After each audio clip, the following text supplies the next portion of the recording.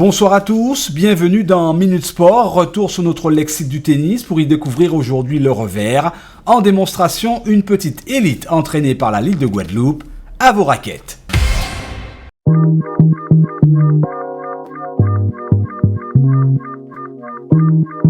Turn it up loud.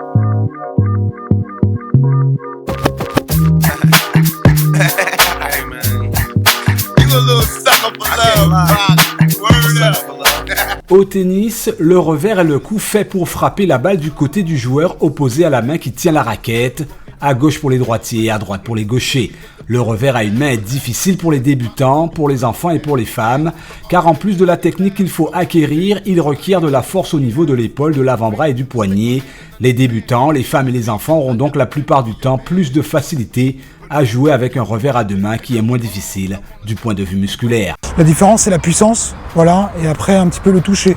Les joueurs qui jouent vraiment à une main, ils ont plus de toucher, ils utilisent un peu plus de panoplie par rapport à leur coup et à leur tennis. Le revers à deux mains demande moins de force au niveau de l'épaule que le revers à une main. Il correspond donc bien aux débutants, aux enfants et aux joueuses. En revanche, il est plus exigeant au niveau du déplacement des jambes, car on a moins d'allonge qu'en revers à une main.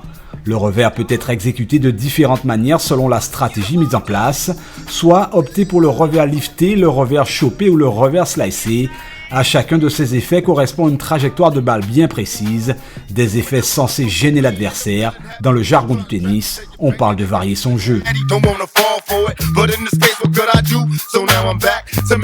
Le revers, une arme redoutable aussi bien à une main qu'à deux mains. Le Suédois Björn Borg, 7 fois vainqueur de Roland Garros pendant des années, a fait rêver le monde du tennis avec cette gestuelle particulière. Terminé pour ce soir, merci de votre fidélité. Minute Sport revient demain, même heure, même antenne. D'ici là, sportez-vous bien sur Alizé.